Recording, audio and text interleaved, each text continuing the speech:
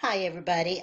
This is Mary Alice again. This time I just want to do a real quick video to show you something that I do that helps with the weeding process. I know not everybody weeds the same way or prefers to have a weeding block around a design, but I don't like to waste excess vinyl. So this is what I do, and I'm doing this at the request of a dear friend because she was having trouble remembering the steps that I do. So I'm just making a quick recording here to show this. This is the design in question here, the Auburn Eagle. It's already mirror imaged for her to cut from the heat set vinyl, and she has placed just a rectangular weeding block around it. But you can see all of this area right here would be wasted vinyl. And to us, vinyl is kind of costly. So we're trying to save a piece here that's big enough for another project even. So what I'm going to do is click on the weeding block that's in place, and you can see it's got the handles here on the four corners and in the middle of the four sides. So if I click that again, and sometimes this is hard to do, and by the way, I'm doing it in the bed with my leg propped up, so I'm using uh, the mattress as my mouse pad, so it might be a little difficult to get things to always work here. Okay, now I double clicked on it, so it made the handles in the four corners, the editing corners here, the editing points are the only ones that are illustrated, and they're kind of an aqua color. So if I click into one of them, the straight line between this point and this point turns aqua. That shows that it is selected. So here in the editing little pop-down menu here, I've got the option to go from straight to curved, to make symmetrical handles, to add a point, or to delete a point, or to even open or close the outline. So I'm only going to be working right now with these add a point. So you see it added a point right there between that. I click that one and add a point. Click that one and add a point. So my goal is to add several points around.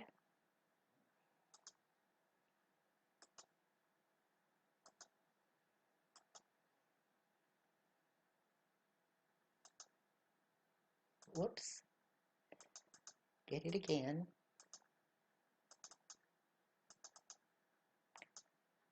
Add a point and add a point. You'll notice that it always adds the point in the center of the line that you have highlighted. So you can pretty much plan on where you're adding the points. If you need another one, say between these 2 points, then just click the point, and that would be the line below that point, but we can add a point there. Or click this point, and that's the line between these 2 points. So add a point there. And over here,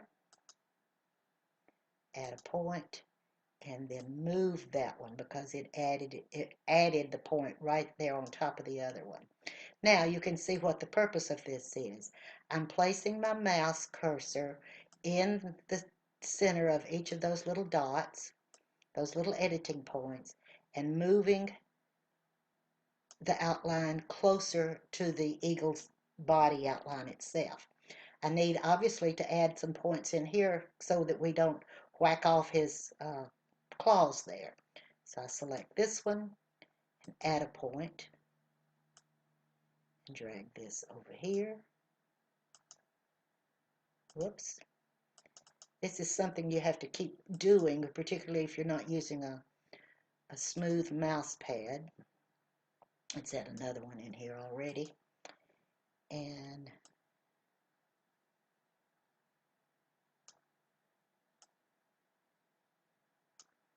I always find any of this editing to do, whether it's done here in Canvas or in Scal and PE Design, any of the software that I use, to use a mouse instead of using the glide path on a laptop or anything like that. I just, because probably when I started using computers, uh, that's all we had was a mouse, and I find it much easier to work with, have more control with the mouse.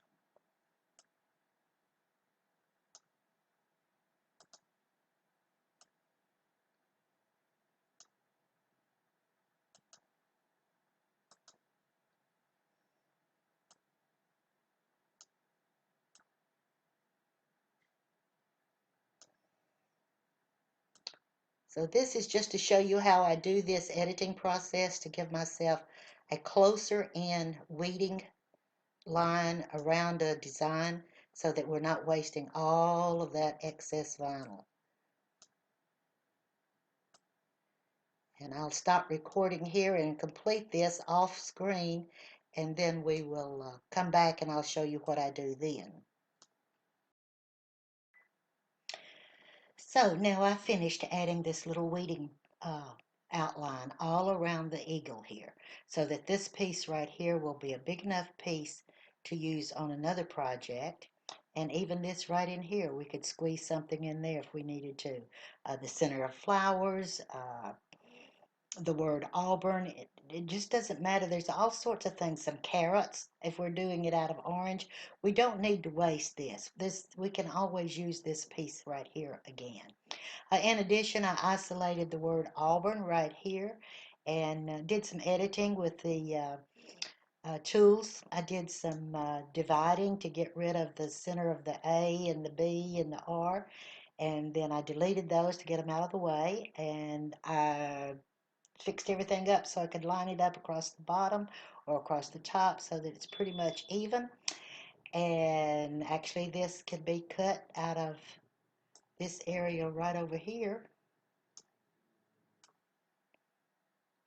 if we wanted it to, or you could just cut it out of any place. Go on down. There we go. You could, whoops, don't need to make it too much smaller. It's about a ½ inch tall right there now. Let's do that. And so let's make it about 3 inches wide. And we could put it right down in here and it would cut. I'd put a rectangular weeding block around that if I wanted to, or I might take this and rotate it 90 degrees.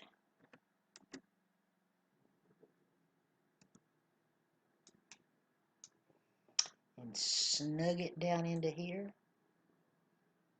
And put another weeding block around it or something. At least I'd be using that area. If I didn't want to do that, then I could just move it somewhere else. I might want to cut that out of a different color, like cut the eagle out of blue and then cut this out of orange to put on the front of the shirt or vice versa. But at any rate, then we've got this saved. Now, another thing I sometimes do is put another rectangle around this so that when that's cut and this is then weeded away, this area between the wings and my irregular weeding line, when I pull that away, then I can take the scissors and just cut from here to here and here to here. And that piece would be ready for me to save and put aside. Or I could just put the whole big rectangle around it, which I think I'll do now. And let's see what that would look like if we did that. If we took a basic rectangle and just put around it.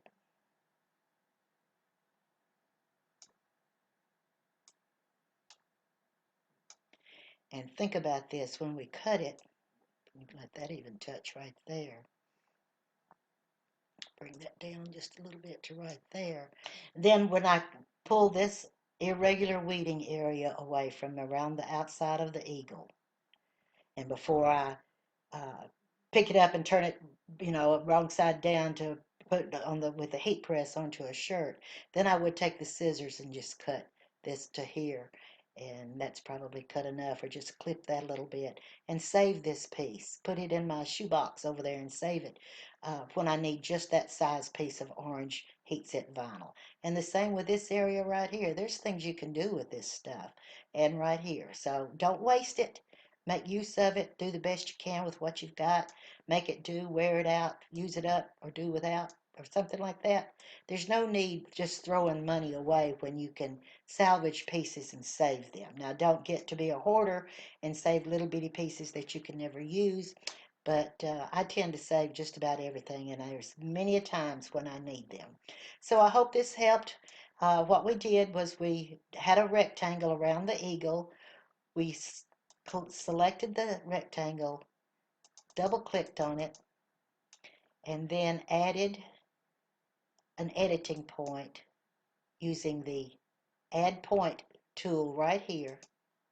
And as each one was added, We increased the editing points around the rectangle and then moved the points in towards the eagle. So that's how we did it. Undo, undo. Okay, everything's okay there now. And I'm going to save this at my canvas in my projects here. I'm going to save this as large eagle.